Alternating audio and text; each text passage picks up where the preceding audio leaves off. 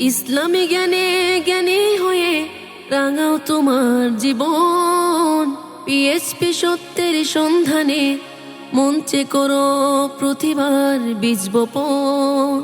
ওহিরা দেশ মেনে জ্ঞানের আহরণে পিএইচপি সত্যের সন্ধানে। ওহিরা দেশ মেনে জ্ঞানের আহরণে পিএইচপি সত্যের সন্ধানে। আসসালামু আলাইকুম ওয়া রাহমাতুল্লাহি ওয়া বারাকাতুহু। নাহমাদুহু ওয়া নুসাল্লি ওয়া নুসাল্লিমু আলা রাসূলিহিল কারীম, আম্মা বা'দ। ফাআউযু বিল্লাহি মিনাশ শাইতানির রাজীম। বিসমিল্লাহির রহমানির রহিম। ইন্নাল্লাহা ওয়া মালাইকাতাহু ইউসাল্লুনা আলান নবী ইয়া আইয়ুহাল্লাযীনা আমানু সাল্লু আলাইহি ওয়া সাল্লিমু তাসলিমা। আল্লাহুম্মা সাল্লি আলা সাইয়্যিদিনা মাওলানা মুহাম্মাদিন ওয়া আলা আলি সাইয়্যিদিনা মুহাম্মাদিন ওয়া বারিক ওয়া সাল্লিম সালাতান ওয়া সালামান আলাইকা ইয়া সাইয়্যিদি ইয়া রাসূলুল্লাহ ওয়া আলা আলিকা ওয়া আসহাবিকা ইয়া রাহমাতাল লিল আলামিন।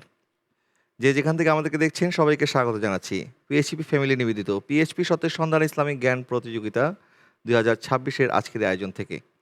দর্শক, আপনারা দেখেছেন আমাদের এক এক করে ছয় জন প্রতিযোগী করে দ্বিতীয় রাউন্ড থেকে কোয়ার্টার ফাইনালের টিকিট নিয়ে প্রতি পর্বের 4 জন চলে যাচ্ছেন আমাদের সাথে কোয়ার্টার ফাইনালে। এখন পর্যন্ত আমাদের যে সকল প্রতিযোগী বাদ পড়েছেন আমরা দেখেছি, প্রত্যেক প্রতিযোগী কিন্তু খুব কাছাকাছি নাম্বারে গিয়ে তারপর ওনারা বাদ পড়েছেন। অর্থাৎ প্রতিযোগিতা যেভাবে হওয়া দরকার, অর্থাৎ প্রতিযোগিতাপূর্ণ, কেউ কাউকে ছাড় দিতে আসলে রাজি না। মনে হচ্ছে যে সবাই বিকুল হয়ে আছেন, ফাইনালে যাবেন এবং ফাইনাল থেকে মদিনার টিকিট অর্জন করবেন। যাই হোক, আমরাও দেখতে চাই কে হচ্ছেন এই সিজনের বিজয়ী। কারণ আপনারা জানেন আমাদের যেমন পিএইচপি সত্যের সন্ধানের এই আয়োজনে রয়েছে প্রথম পুরস্কার হিসাবে 1 লক্ষ টাকা এবং দ্বিতীয় পুরস্কার হিসেবে আছে 50,000, তৃতীয় পুরস্কার হিসেবে আছে 25,000 টাকা। ঠিক তেমনইভাবে আল আসওয়াদ হজ কাফেলার পক্ষ থেকে বিজয়ের জন্য থাকছে বাড়তি আরেকটি সুবিধা, সেটি হচ্ছে মদিনার টিকিট। সেই মদিনার টিকিটের জন্যই আমাদের প্রতিযোগিতা লড়াই করছেন। আসলে এখানে অন্যান্য গিফট বা টাকা বা সার্টিফিকেট, ক্রেস্ট, সেই বিষয়গুলি আসলে তেমন একটি গুরুত্বপূর্ণ বিষয় না। কিন্তু প্রত্যেকেই তো আশা আছে আল্লাহর ঘর দেখার, নবীজির রওজা জিয়ারত করার। আল্লাহ পাক কার মনের কখন আশা আল্লাহ পূরণ করবেন সেটি আল্লাহ পাকই ভালো জানেন। তারপর আমরা প্রতিযোগিতার বাহানায় যদি কাউকে পাঠাতে পারি সেটি আমাদের জন্য অনেক বড় সৌভাগ্যের কারণ হতে পারে। যাই হোক, আমি আর দীর্ঘ করব না, আমরা প্রতিযোগিতা শুরু করব। আমাদের আজকেরই পর্বের 6 জন প্রতিযোগী আছেন। আমাদের সাথে রয়েছেন সম্মানিত বিচারক হযরত মাওলানা ডক্টর মাসুম বাকি বিল্লাহ। আসসালামু আলাইকুম ওয়া রাহমাতুল্লাহি ওয়া বারাকাতুহু। আমাদের সাথে আছেন বিশিষ্ট নাতখা মাওলানা মোহাম্মদ এহসান কাদরি।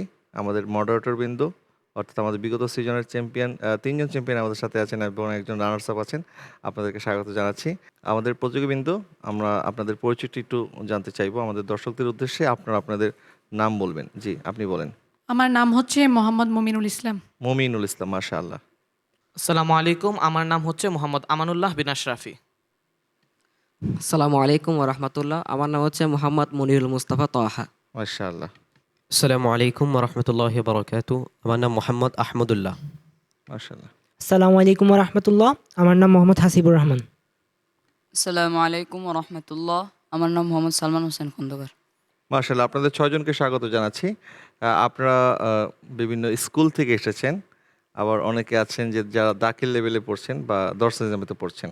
অর্থাৎ আমাদের এই প্রতিযোগিতার সবচেয়ে জুনিয়র ক্যাটাগরিতে যারা নির্বাচিত হয়ে আমাদের সাথে আমাদের এই চূড়ান্ত পর্ব পর্যন্ত এসেছেন, আমাদের এই সৌভাগ্যবান 6 জন প্রতিযোগী যারা অল্প বয়সেই আমাদের এই প্রতিযোগিতায় অংশগ্রহণ করার সৌভাগ্য অর্জন করেছেন। কারণ আমরা আমাদের বাছাই পর্বের মধ্যে এইভাবেই আমরা বাছাই প্রক্রিয়াটি করে থাকি, যেন স্কুল থেকে, কলেজ থেকে, দরসে জামি এবং আলিয়া মাদ্রাসা, অর্থাৎ বাংলাদেশের প্রতিটি প্রতিষ্ঠান থেকে আমাদের প্রতিযোগীবৃন্দরা যেন অংশগ্রহণ করার সুযোগ পায়। এদের মধ্যে সর্বকনিষ্ঠ প্রতিযোগীবৃন্দই কিন্তু আমাদের আজকে মঞ্চে উপস্থিত হয়েছে।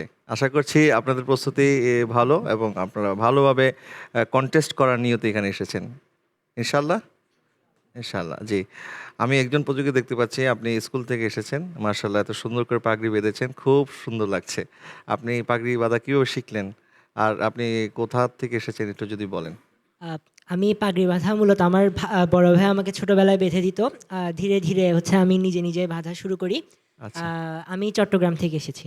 আপনি কোন ক্লাসে পড়ছেন, কোন আমি প্রতিষ্ঠানে? এবার ক্লাস 10ম শ্রেণীতে পড়ছি।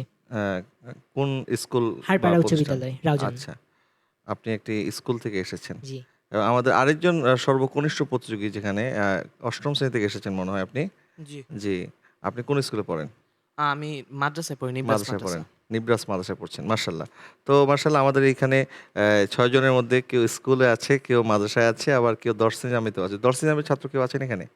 যে আপনি কোন দর্শন জামিতে পড়ছেন? আমি চট্টগ্রাম জামিয়া আহমদিয়া সুন্নিয়া দর্শনী জামিতে আছি, আচ্ছা, কোন ক্লাসে? দরজায় সানিয়া। মাশাআল্লাহ। তো আপনাদের 6 জনের জন্যই অনেক অনেক শুভকামনা রইল ইনশাআল্লাহ। আপনারা কনফিডেন্স হারাবেন না, কনফিডেন্সের সাথে উত্তর দেওয়ার চেষ্টা করবেন। আশা করছি আপনাদের মধ্যেও কেউ হতে পারেন মদিনার মুসাফির। আমি আমার আজকের এই পর্বের 2টি সেগমেন্টের কথা বলে দিচ্ছি। প্রথম সেগমেন্ট জ্ঞানের জ্যোতি সেগমেন্ট এবং দ্বিতীয় সেগমেন্টটি হবে বেল বাটন সেগমেন্ট। এই 2টি সেগমেন্টই হবে এবং পাশাপাশি আমাদের এই 6 জন প্রতিযোগী প্রথম রাউন্ডের যেই 3টি সেগমেন্টে অংশগ্রহণ করেছিলেন, ওই 3টি সেগমেন্ট এবং আজকের এই 2টি সেগমেন্ট, টোটাল 5টি সেগমেন্টের সর্বোচ্চ নাম্বার প্রাপ্ত 4 জন চলে যাবেন আমাদের সাথে কোয়ার্টার ফাইনালে। আর বাকি 2 জনকে আমরা বিদায় জানাতে হবে। পিএইচপি অ্যারাবিয়ান হর্স সুপার বাংলাদেশের একমাত্র টিম জন্ম থেকে যার ওজন কখনো কমেওনি বাড়েওনি, ওজনে সঠিক ও পুরুত্বের সবচেয়ে মজবুত। PHP Arabian horse super. PHP সত্যের সন্ধানে। আশা করছি আপনারা আমাদের প্রযোজকেরা নিয়ম জানেন, তারপরও জ্ঞানের জ্যোতির নিয়মটি আমি আবারও বলে দিচ্ছি। আপনাদেরকে 2টি করে প্রশ্ন করা হবে, প্রত্যেকটি সঠিক উত্তরের জন্য থাকবে 5 নাম্বার, আর উত্তর ভুল হলে কোনো নাম্বার মাইনাস হবে না। আপনারা প্রস্তুত আছেন ইনশাল্লাহ? ইনশাআল্লাহ। আমি আপনাকে দিয়ে প্রশ্ন শুরু করছি।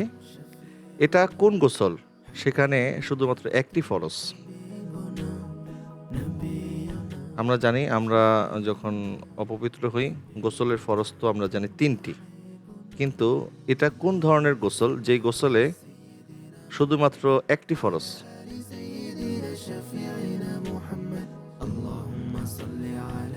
মাইয়াতকে গোসল করা। মাইয়াতকে গোসল করানো, সেই ফরজটি কি? পুরা শরীর ধৌত করা। পুরা শরীরে ধৌত করা। ধৌত করা, পানি ঢেলে দেওয়া, একটি ফরজ। আপনার এই উত্তরটি সঠিক হয়েছে, আলহামদুলিল্লাহ। মাশাআল্লাহ। আপনি তো অনেক নার্ভাস মনে হচ্ছে। আপনি এত নার্ভাস কেন? আপনি তো সঠিক উত্তর দিয়ে ফেলেছেন, নার্ভাস হওয়ার কোনো কারণ নাই। আচ্ছা, আপনার জন্য দ্বিতীয় প্রশ্ন হচ্ছে, এগুলো কোন ধরনের পবিত্র পানি যেগুলো দ্বারা অজু করা জায়েজ নেই? পানি পবিত্র, পানি পবিত্র হওয়ার পরও সেই পানি দিয়ে অজু করা জায়েজ নেই, সেটি কোনটি?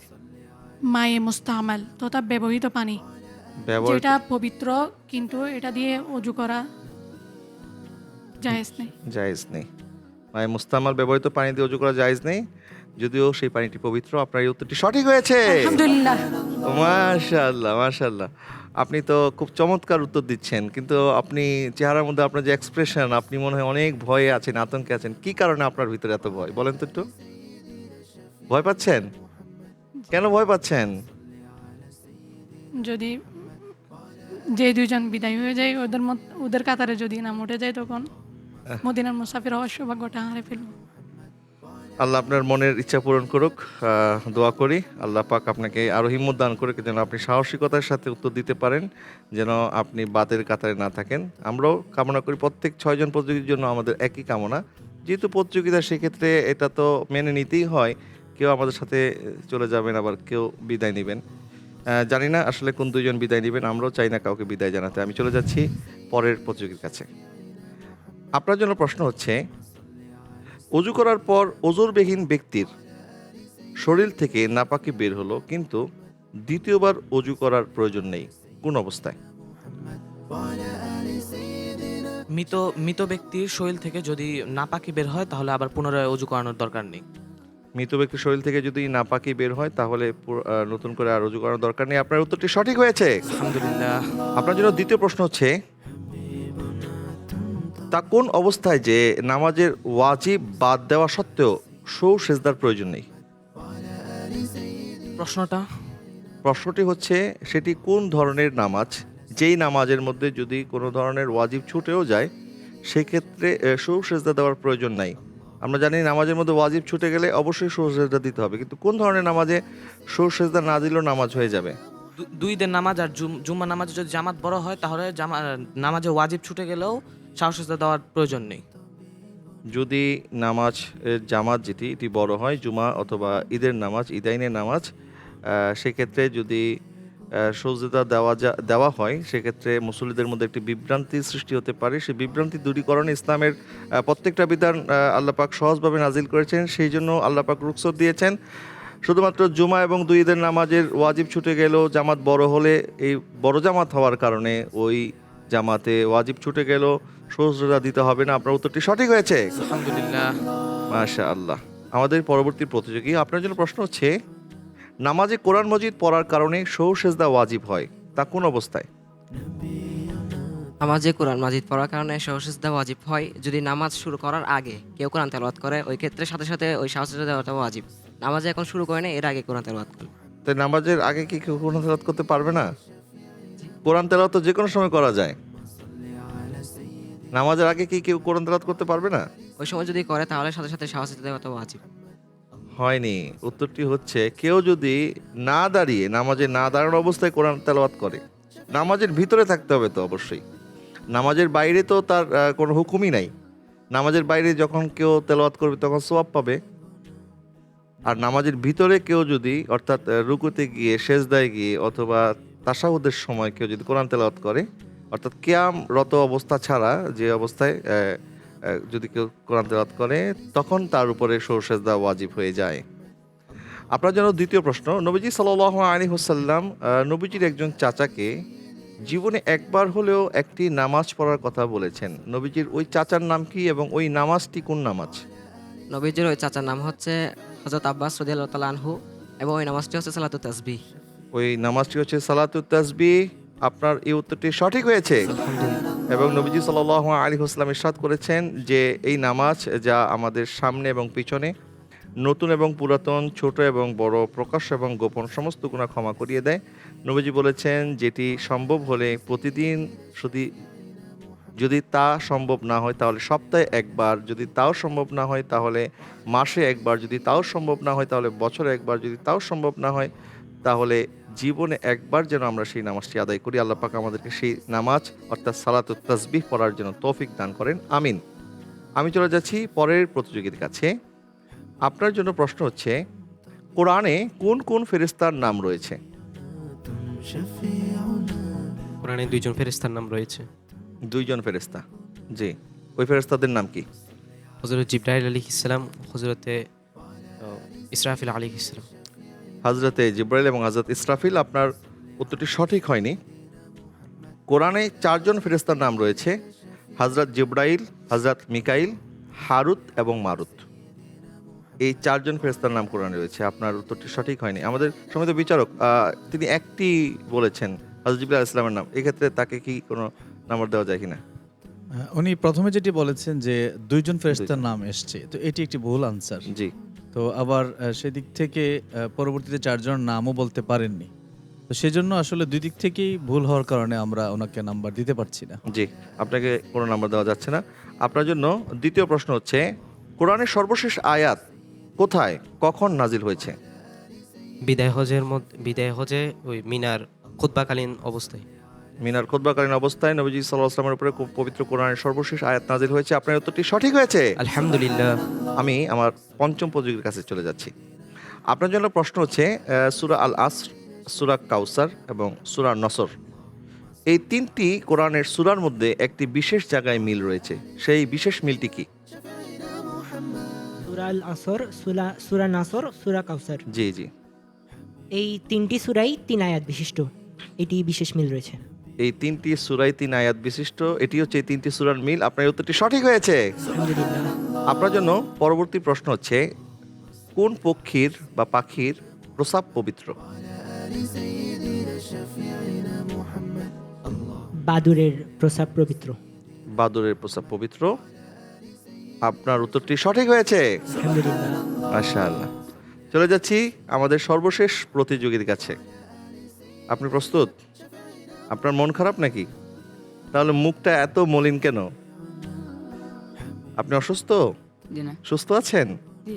আপনি কোন প্রতিষ্ঠান থেকে এসেছেন? কাদেরিয়া তাইরিয়া সুন্নি মাদ্রাসা, আপনি কোন ক্লাসে পড়ছেন? দরজা উলা। দারজাউলা দর্শনী দামি মাদ্রাসায় পড়ছেন। আচ্ছা, ঠিক আছে। আপনার জন্য আমি প্রশ্ন করছি। আপনার জন্য প্রথম প্রশ্ন হচ্ছে, সে কোন ধরনের মুসলমান যে কোরআন মজিদ পাঠ করা তার জন্য হারাম? কোরআন মাজিদ অশুদ্ধভাবে তেলাওয়াত করা, যে কোরআন মাজিদ অশুদ্ধভাবে তেলাওয়াত করে। কোরআন মাজিদ অসৎভাবে তেলাওয়াত করলে কোরআন তাকে লানত দেয়, কিন্তু এটি হারামের পর্যায়ে যায় না। হায়েজ গোসল ফরজ হওয়া অবস্থায় কোরআন তেলাওয়াত করলে গোসল ফরজ হওয়া ব্যক্তির জন্য কোরআন তেলাওয়াত করা হারাম, হারাম। সেটি হায়েজ নেফাজের কারণে হোক অথবা জানাবতের কারণে হোক। আপনার এই উত্তরটি সঠিক হয়েছে, আলহামদুলিল্লাহ। মাশাআল্লাহ। আপনার জন্য দ্বিতীয় প্রশ্ন এবং এই সেগমেন্টের সর্বশেষ প্রশ্নটি হচ্ছে, কোন অবস্থায় কোরআন শরীফ তেলাওয়াতকারী পাপী হবে?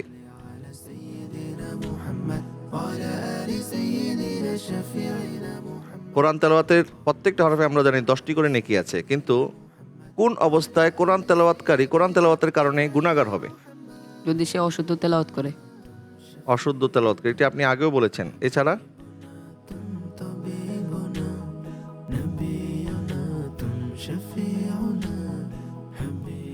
উত্তরটি হয়নি। উত্তরটি হচ্ছে হাট, বাজার, মার্কেট বা এমন কর্মব্যস্ত জায়গায় যেখানে বড় আওয়াজে কোরআন তেলাওয়াত করা হয়, কিন্তু মানুষ সেই কোরআন তেলাওয়াত শোনে না। অথচ আল্লাহ সুবহানাহু ওয়া তাআলা কোরআনে কিন্তু কোরআন তেলাওয়াত যখন হয় তখন মানুষকে কোরআন শ্রবণের কথা বলেছেন, কিন্তু উনি এমনভাবে, এমন সময়, এমন জায়গার মধ্যে তেলাওয়াত করছে যখন মানুষের পক্ষে কোরআন শ্রবণ করা সম্ভব না। উনি উল্টো মানুষের উপরে একটি দায়িত্ব চাপিয়ে দিচ্ছেন, কিন্তু সেটি উনি না করে নিজে নিজে কোরআন তেলাওয়াত করে সওয়াব অর্জন করতে পারতেন। সেটি না করার কারণে তিনি গুনাহগার হবেন। আমি এই পর্যায়ে আমাদের সময় তো বিচারকের কাছে একটু বিষয়টি জানতে চাই আরেকটু বিস্তারিতভাবে। মোহতারাম, আমরা দেখি বিভিন্ন মার্কেটের মধ্যে অনেক সময় আমাদের দেশে যেটাকে আমরা সবিনা বলি অথবা মাইকে কোরআন তেলাওয়াত করার একটা রেওয়াজ, রুসুম মার্কেটে, বাজারে আমরা মাঝে মধ্যে দেখি। এই যে রুসুম বা রেওয়াজ, এটি কি আসলে শুধু রেওয়াজ, নাকি আসলে মানুষ কোরআন তেলাওয়াত করার উদ্দেশ্যেই কোরআন তেলাওয়াত করে? আর যখন মার্কেটের মধ্যে মানুষজন বাজার সদাই নিয়ে ব্যস্ত, কেনাকাটা নিয়ে ব্যস্ত, তখন মাইকে মানুষকে শুনতে বাধ্য করার মতো এমন কোনো কাজ কি আসলে শরীয়ত আমাদেরকে বলে কিনা? দেখুন, শরীয়ত আমাদের কাছে খুব স্পষ্ট, বিধানাবলী আমাদের কাছে খুব ক্লিয়ার, এবং ইসলামী শরীয়তের প্রত্যেকটা বিধান কিন্তু মানুষের সহজতার জন্য। এমন কোনো বিধান আল্লাহ রসুল আমাদের উপর চাপিয়ে দেননি যেটি মানুষকে কষ্ট দেয়, নিজেকে এবং অপরকে। তো কোরআন তেলাওয়াত সহ অন্যান্য সমস্ত ইবাদত এমন একটা পর্যায়ে সেটিকে নেওয়া যাবে না যাতে করে সেটি অন্য আরেকজনের অসুবিধার কারণ হয়ে দাঁড়ায়। তো সেই জায়গার আগে কিন্তু সেটিকে স্টপ করে দিতে হবে। তো আপনি যেটি বললেন যে কোরআন তেলাওয়াত সহ আরও আনুষঙ্গিক যে ব্যাপার আছে যেগুলো আমরা অনেক সময় মাইক দিয়ে করি, যখন সেটি মানুষের অসুবিধার কারণ হয়ে দাঁড়ায় যে পর্যায়ে গেলে, তখন সেটি কিন্তু আর সওয়াবের পর্যায়ে থাকে না, বরং সেটার গুনাহগার হয় বা সেটি অন্যায় হয়, অপরাধ হয়ে যায়।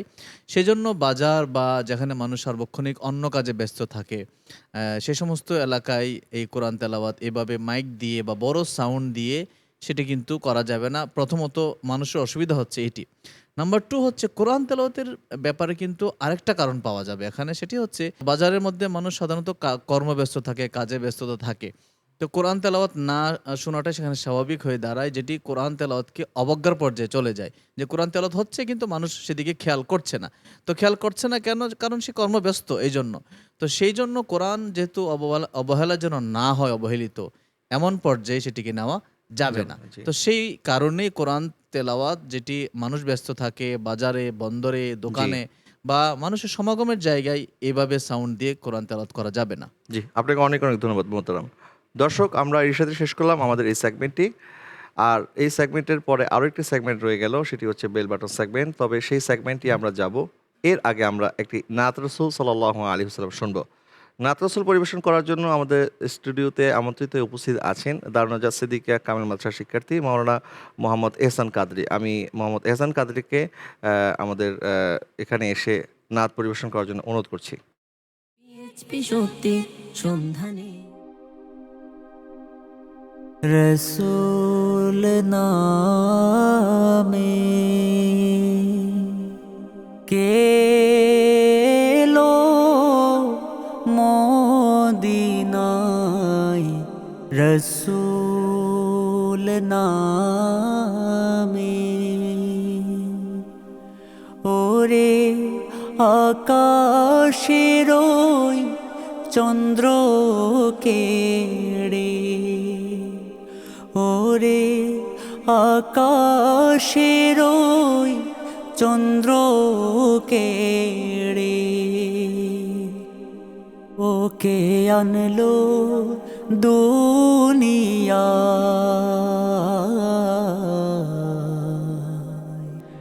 রসূল নামে গলেতে তসবিরো মালা কে চলে ওই কামলিওয়ালা রে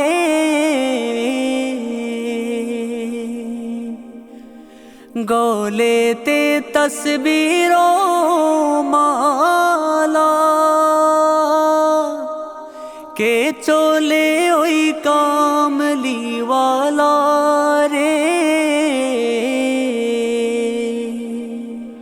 ওরে আমার বুকের দরগা তলায় ওরে আমার বুকের দরগা তলায় তারে ডেকে নিয়ে আয়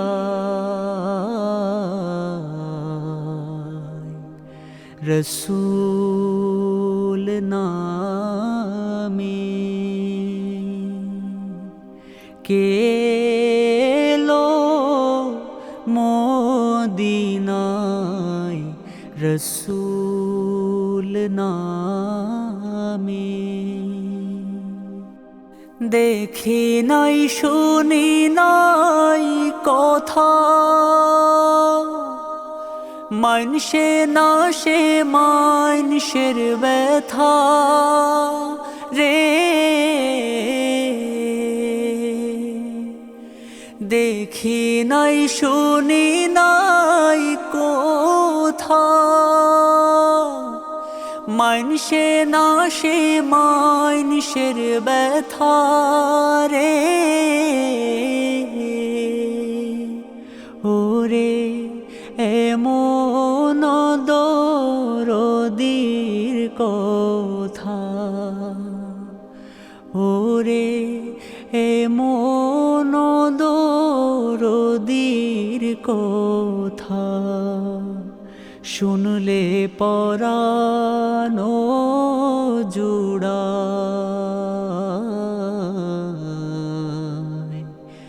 রসূল নামে কেলো মদিনায় রসূল নামে ওরে আকাশের ওই চন্দ্র কেড়ে ওরে আকাশের ওই চন্দ্র কেড়ে ওকে আনলো দুনিয়া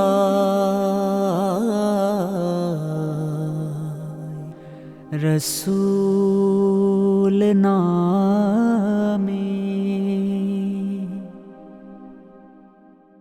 মাশাআল্লাহ মাশাআল্লাহ, এত চমৎকার করে আমাদের পল্লী কবি জসিমউদ্দিন এই নাত রসুলটি লিখেছেন এবং আপনি এত চমৎকার করে গেয়েছেন, সত্যি আমাদের হৃদয়কে সিক্ত করেছে এবং আমরাও সেই প্রিয় নবী সাল্লাল্লাহু আলাইহি ওয়াসাল্লামের উম্মত হতে পেরে ধন্য। আর যে মাটির মধ্যে আমার নবীজি শুয়ে আছে সেই মাটি কতটা পবিত্র আর কতটা ধন্য যা বলে বোঝানোর মতো না। আপনাকে অনেক অনেক ধন্যবাদ চমৎকারভাবে আমাদেরকে নাত রসুল শোনানোর জন্য। আপনাকেও ধন্যবাদ স্যার। আসসালামু আলাইকুম। ওয়ালাইকুম আসসালাম। পিএইচপি সত্যি সন্ধানে দ্বিতীয় রাউন্ডের সর্বশেষ পর্বে আমাদের 6 জন প্রতিযোগী যারা ইতিমধ্যে আমাদের আজকের এই পর্বের যে প্রথম সেগমেন্ট সেই সেগমেন্টে অংশগ্রহণ করেছেন, দ্বিতীয় সেগমেন্টটি বাকি রয়ে গেছে। আর এই সেগমেন্টের মাধ্যমে আমরা জানতে পারবো আমাদের আজকের এই ফলাফল আর কোন 4 জন যাচ্ছেন আমাদের পরবর্তী রাউন্ডে। আমরা যদিও বারবার বলে থাকি যে আসলে আমরা কাউকে বিদায় জানাতে চাই না, আপনারা অনেক আশা নিয়ে এত দূর এসেছেন। আল্লাহ সুবহানাহু ওয়া তাআলা আপনাদেরকে যেহেতু এতটুক পর্যন্ত এনেছেন, নিশ্চয়ই আল্লাহ পাক ভবিষ্যতে কখনোই আপনাদেরকে বঞ্চিত করবে না। সেই জন্য আপনারা মন খারাপ করবেন না, আল্লাহর উপর তাওয়াক্কুল করবেন এবং এই সুযোগটি হাতছাড়া করবেন না। এটা একটা সুবর্ণ সুযোগ আপনাদের জন্য, যারা এখনো একটু পিছিয়ে আছেন মনে করছেন, আপনারা যদি এই সুযোগটি কাজে লাগান আশা করছি আপনারা সামনে চলে যেতে পারবেন। তবে নার্ভাস হওয়া যাবে না, নার্ভাস হলে আপনি সঠিক উত্তরটিও ভুল করে ফেলবেন, সেক্ষেত্রে সতর্ক থাকবেন। আর বেল বাটন সেগমেন্ট এটা কিন্তু খুবই স্পর্শকাতর একটি সেগমেন্ট, যেহেতু এখানে মাইনাস নাম্বার রয়েছে। সঠিক উত্তর দিলে আপনি 5 নাম্বার পাবেন, উত্তর ভুল হয়ে গেলে কিন্তু আপনার কষ্টার্জিত নাম্বার থেকে 5টি নাম্বার মাইনাস হবে। তো এটি মাথায় রাখবেন যেন আপনার নাম্বার মাইনাস না হয়। তো আমি শুরু করতে পারি? জি, আমি শুরু করছি সর্বশেষ segment, bell button segment. PHP Arabian horse super বাংলাদেশের একমাত্র টিম জন্ম থেকে যার ওজন কখনো কমেওনি বাড়েওনি, ওজনে সঠিক ও পুরুত্বের সবচেয়ে মজবুত। PHP Arabian horse super. HP শক্তির সন্ধানে। বেল বাটন সেগমেন্টে 6টি প্রশ্ন হবে। আপনারা সঠিক উত্তরটি জানা থাকলে কেবল প্রেস করবেন, যিনি আগে প্রেস করবেন তিনি উত্তর দেওয়ার সুযোগ পাবেন। আর আমি যদি প্রশ্ন করার মাঝখানেই আপনারা কেউ প্রেস করে ফেলেন, আমি আমার প্রশ্নটি সম্পূর্ণ করব না, সেক্ষেত্রে আপনাকে বাকি প্রশ্নটি নিজে থেকে বলতে হবে। আপনার করা প্রশ্ন যদি আমাদের এখানে যে প্রশ্নটি আছে সেটার সাথে ম্যাচ না করে, সেক্ষেত্রেও কিন্তু আপনার নাম্বার মাইনাস হয়ে যাবে। সুতরাং প্রশ্নটি শুনবেন ভালোভাবে, তারপর ইনশাল্লাহ উত্তর দেওয়ার চেষ্টা করবেন। আপনারা প্রস্তুত আছেন? জি, ইনশাআল্লাহ। আমি প্রশ্ন করছি, প্রথম প্রশ্ন আপনাদের জন্য। এমন একটি শব্দের নাম বলুন যা কোনো ভাষাতেই প্রতিশব্দ পাওয়া যায় না। জি, আপনি প্রেস করেছেন, বলেন। শব্দটি হচ্ছে আল্লাহ শব্দটি। আল্লাহ। আল্লাহ শব্দটি যার কোনো ভাষাতেই এর প্রতিশব্দ পাওয়া নেই। যায় না। আপনার উত্তরটি সঠিক হয়েছে, আলহামদুলিল্লাহ। মাশাআল্লাহ। আপনি আগে আগে প্রেস করে এগিয়ে গিয়েছেন। আরও যারা আছেন আপনারাও চেষ্টা করেন এগিয়ে যাওয়ার জন্য। আপনাদের জন্য দ্বিতীয় প্রশ্ন, আল কোরআনে কোন সূরায় 2 বার বিসমিল্লাহ রয়েছে? আপনি আবার প্রেস করে ফেলেছেন। জি, এটা হচ্ছে সূরা নামলে 2 বার বিসমিল্লাহির রহমানির রহিম রয়েছে। সূরার নমলে বিসমিল্লাহ রয়েছে 2 বার, একটি সূরার শুরুতে এবং একটি সূরার মাঝখানে ভিতরে। আপনার এই উত্তরটি সঠিক হয়েছে, আলহামদুলিল্লাহ। মাশাআল্লাহ। আপনি কি আগে আগে প্রেস করে ফেলছেন? প্রশ্ন শোনার আগেই মনে হচ্ছে যে আপনি উত্তর জেনে গেছেন, এরকম কিছু। আমাদের অন্যান্য প্রতিযোগী যারা, আপনারা তো দেখতে পাচ্ছেন, যেহেতু এটা একটা হাড্ডাহাড্ডি লড়াই চলছে, সুতরাং আপনি কেন পিছিয়ে থাকবেন? উনি তো মাশাআল্লাহ 2টি প্রশ্নের উত্তর দিয়ে 10 নাম্বার যুক্ত করে ফেলেন স্কোরবোর্ড, এবং উনি অন্যদের তুলনায় অনেক এগিয়ে গিয়েছেন। তো আপনারাও চেষ্টা করেন আগে আগে প্রেস করার জন্য। আপনাদের জন্য তৃতীয় প্রশ্ন, নবী করিম সাল্লাল্লাহু আলাইহি ওয়াসাল্লামের পুত্র হযরত ইব্রাহিম যেদিন মৃত্যুবরণ করেন, আপনি আগেই প্রেস করেছেন। প্রশ্নের অর্ধেক অংশ এখনও বাকি আছে। আমি শুধু নবী করিম সাল্লাল্লাহু আলাইহি ওয়াসাল্লামের পুত্র হযরত ইব্রাহিম যেদিন ইন্তেকাল করেন এতটুকু বলেছিলাম, বাকি অংশটি বলেন। প্রশ্নটি হচ্ছে, নবী করিম সাল্লাল্লাহু আলাইহি সাল্লামের সন্তান হযরত ইব্রাহিম আলাইহিস সালাম যেদিন জন্মগ্রহণ করেছিলেন, ওই দিন যেদিন জন্মগ্রহণ করেছিলেন। প্রশ্নটি কি ছিল? আমি তো এতটুকু পর্যন্ত বলে ফেলেছি অলরেডি। জি, আপনি প্রশ্নটি সম্পূর্ণ করেন, তখন বলবো। জি, নবী করিম সাল্লাল্লাহু আলাইহি সাল্লামের সন্তান হযরত ইব্রাহিম আলাইহিস সালাম যেদিন ইন্তিকাল করেছেন, ওই দিন প্রাকৃতিক কোন ঘটনা ঘটেছিল? আপনি প্রথমে বলেছেন জন্ম, এখন ইন্তেকালের কথা বলছেন। আচ্ছা, জি, উত্তর কি হবে? উত্তর হচ্ছে সূর্যগ্রহণের ঘটনা। সূর্যগ্রহণের ঘটনা ঘটেছিল। তো আপনি প্রথমে ইন্তেকাল না বলে জন্ম, আমি তো ইন্তেকাল অলরেডি বলে ফেলেছিলাম, তো আপনি জন্ম বলে ফেলেছেন। এরপর থেকে আমার হিসাব। আচ্ছা, মানে আমি সেটি আপনাকে বারবার বলছিলাম যে আপনি ভয় পাবেন না, আপনি নার্ভাসের কারণেই কিন্তু মানে মানে কথাটা এলোমেলো হয়ে যাচ্ছে। আপনি অর্ধেক প্রশ্ন শুনে বাকি অর্ধেক নিজে থেকে বলেছেন। আপনার প্রশ্ন এবং উত্তর সঠিক হয়েছে, আলহামদুলিল্লাহ। মাশাআল্লাহ, মাশাআল্লাহ। চলে যাচ্ছি পরবর্তী প্রশ্নে। চতুর্থ প্রশ্ন, নবী করিম সাল্লাল্লাহু আলাইহি ওয়াসাল্লাম এবং খাদিজাতুল কুবরা রাদিয়াল্লাহু তাআলা আনহার বিবাহের ঘটক ছিলেন কে? জি, আমার বাম পাশে প্রথমজন। নাফিসা বিনতে মুনাব্বিহ। নাফিসা বিনতে মুনাব্বিহ নবীজি সাল্লাল্লাহু আলাইহি ওয়াসাল্লাম এবং খাদিজাতুল কুবরা রাদিয়াল্লাহু তাআলা আনহার বিবাহের ঘটক ছিলেন। আপনার এই উত্তরটি সঠিক হয়েছে, আলহামদুলিল্লাহ। মাশাআল্লাহ। পঞ্চম প্রশ্ন আপনাদের জন্য, সর্বপ্রথম নবীজি সাল্লাল্লাহু আলাইহি ওয়াসাল্লাম কোন শিশুর কানে আজান দিয়েছেন? হযরতে জি, আপনি বলেন। হযরতে হাসান রাদিয়াল্লাহু তাআলা আনহু। হযরত ইমাম হাসান রাদিয়াল্লাহু তাআলা আনহু নবীজি সাল্লাল্লাহু আলাইহি ওয়াসাল্লামের নাতি, জান্নাতের যুবকদের সর্দার, যার কানে নবীজি সর্বপ্রথম আজান দিয়েছেন। আপনার উত্তরটি সঠিক হয়েছে, আলহামদুলিল্লাহ। মাশাআল্লাহ। এই পর্যায়ে আপনাদের জন্য সর্বশেষ প্রশ্ন, যেই দুইজন এখনো আপনারা উত্তর দিতে পারেননি, যে কাজ করছে না, আপনি প্রেস করেন, এই তো আপনার বাতি জ্বলে উঠেছে। আপনি যদি পরে প্রেস করেন সেক্ষেত্রে কিন্তু আপনার বাতি জ্বলবে না। যিনি আগে প্রেস করেন তিনি প্রেস করার মাধ্যমে বাকি 5টি বাতি কিন্তু লক হয়ে যায়, ওইগুলি আর বাতি জ্বলে না একজন প্রেস করে ফেলার কারণে। এই জন্য যিনি আগে প্রেস করবে তারটাই জ্বলবে। সর্বশেষ প্রশ্ন, আপনারা প্রস্তুত? জি জি। আজকের এই দ্বিতীয় রাউন্ডের সর্বশেষ গ্রুপের সর্বশেষ সেগমেন্টের সর্বশেষ প্রশ্ন, নবী করিম সাল্লাল্লাহু আলাইহি ওয়াসাল্লামের পছন্দনীয় তরকারি কি? জি, আপনি। লাউ। লাউ। নবীজি সাল্লাল্লাহু আলাইহি ওয়াসাল্লামের পছন্দনীয় তরকারি ছিল লাউ। আপনার উত্তরটি সঠিক হয়েছে। আলহামদুলিল্লাহ। মাশাআল্লাহ, মাশাআল্লাহ। আমাদের একজন প্রতিযোগী শুধু মিস করে ফেলেছেন। তো তারপর দেখা যাক আপনি অন্যান্য সেগমেন্টে কেমন ফলাফল অর্জন করেছেন। আমি আমাদের প্রতিযোগীদেরকে অনুরোধ করব আপনারা আপনাদের পোডিয়াম ছেড়ে আমার সাথে মঞ্চের মাঝ বরাবর চলে আসার জন্য। অল্প কিছুক্ষণের মধ্যেই আমরা আপনাদের ফলাফল ঘোষণা করব। সম্মানিত বিচারককে আমাদের সাথে আসার জন্য অনুরোধ করছি।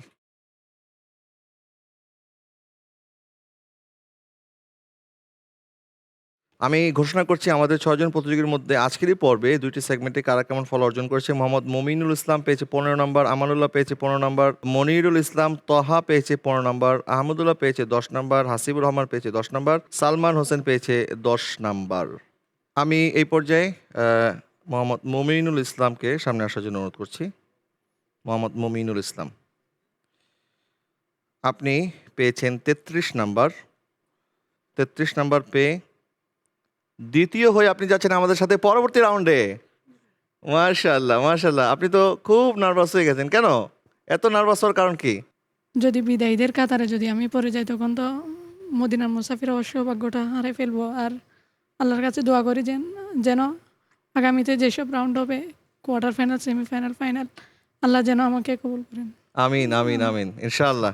এই পর্যায়ে আমি মোহাম্মদ আমানুল্লাহ এবং মোহাম্মদ মনিরুল মুস্তফা তোহাকে সামনে আসার জন্য অনুরোধ করছি।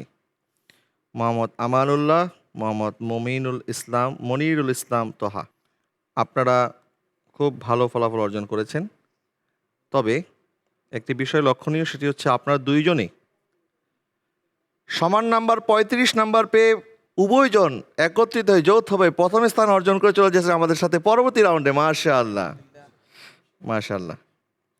এই পর্যায়ে আমি সামনে ডেকে নিচ্ছি মোহাম্মদ আহমদুল্লাহকে।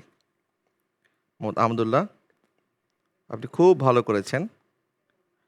আপনি একদম কাছাকাছি চলে গিয়েছিলেন, কিন্তু হয়তোবা এবার ভাগ্য আপনার সহায় হয়নি। আপনি 25 নাম্বার পেয়ে আমাদের সাথে যেতে পারছেন না, এবং আপনি বাছাই পর্বে টিকে যখন ওয়েটিং লিস্ট থেকে আপনি ডাক পেয়েছিলেন, হয়তোবা সেই কারণে আপনার প্রস্তুতিটা কিছুটা কম ছিল। মাত্র অল্প ব্যবধানে আপনি, যিনি আমাদের সাথে পরবর্তী আরেকজন যিনি যাচ্ছেন, তিনার কাছ থেকে আপনার নাম্বারটা খুবই সামান্য, তারপরেও আপনি যেতে পারছেন না। আমি এই পর্যায়ে মোহাম্মদ সালমানকে সামনে আসার জন্য অনুরোধ করছি। মোহাম্মদ সালমান এবং মোহাম্মদ হাসিবুর রহমান, যিনি স্কুল থেকে এসেছেন। মোহাম্মদ হাসিবুর রহমান এবং মোহাম্মদ সালমান পেয়েছে 15 নাম্বার এবং হাসিবুর রহমান 30 নাম্বার পেয়ে তৃতীয় হয়ে আমাদের সাথে যাচ্ছেন পরবর্তী রাউন্ডে। মাশাআল্লাহ, হাসিবুর রহমান, আপনাকে মোবারকবাদ, কংগ্রেচুলেশন। আমাদের দুইজন প্রতিযোগী আমাদের সাথে যেতে পারছেন না, এক হচ্ছে আহমদুল্লাহ, আরেকজন হচ্ছে সালমান হোসেন। আহমদুল্লাহ, আপনি কান্না করবেন না মেহরবানি করে। আপনি এত অল্প বয়সে আমাদের প্রতিযোগিতায় অংশগ্রহণ করতে পেরেছেন, এটাও আমি মনে করি এটা আপনার জন্য অনেক বড় একটি পাওনা। আপনি যদি কিছু বলতে চান, জি, আপনি অনুভূতি ব্যক্ত করতে পারেন। আসসালামু আলাইকুম। ওয়ালাইকুম আসসালাম। যখন গত বছর দিয়েছিলাম তখন ঠিকই নাই, কিন্তু এবছর যখন দিয়েছি তাও ওয়েটিং লিস্টে থাকার পর ভেঙে গিয়েছিলাম অনেক।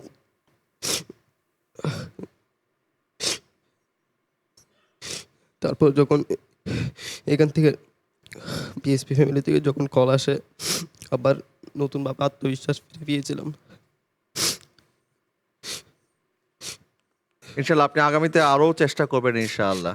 ওই মদিনার পথের ধুলি মাখতাম আমি পেলে সুরমা বলি, ওই মদিনার পথের ধুলি মাখতাম আমি পেলে সুরমা বলি, ফিরে পেত এ নয়নে নূরেরই আধার, ডেকে নাও রোজা তোমার রাসূলুল্লাহ, কাঁদে আশিক তোমার দেখা দাও রাসূলুল্লাহ, তুমি কাঁদে আশিক তোমার আছো শুয়ে মদিনায় তুমি, ডেকে নাও রোজা তোমার। আসলে এই মোমেন্টটা ব্যক্ত করার মতো না। আমাদের প্রতিযোগীরা আসলে অনেক কষ্ট করে হার্ড ওয়ার্ক করে যখন এত দূর এসেও এখান থেকে ফিরে যেতে হয়, এটা আসলে মেনে নেওয়ার মতো না। তারপরও আমরা প্রতিযোগিতার খাতিরে কাউকে এগিয়ে দিতে হয়, কাউকে বিদায় জানাতে হয়। আমাদের সময়ত মডারেটর মোহাম্মদ ইমন মিয়াকে আমাদের বিচারকের হাতে আমাদের এই দুইজন প্রতিযোগীর যে সার্টিফিকেট এবং ক্রেস্ট তুলে দেওয়ার জন্য করছি। এছাড়াও ওনাদের জন্য রয়েছে আমাদের পক্ষ থেকে পুরস্কার। মোহাম্মদ আহমদুল্লাহর হাতে আমাদের সময়ত বিচারক, আপনি একটু ক্রেস্টটি তুলে দেন। মোহাম্মদ সালমান হোসেন, আপনিও আপনার ক্রেস্টটি এবং সার্টিফিকেটটি গ্রহণ করুন।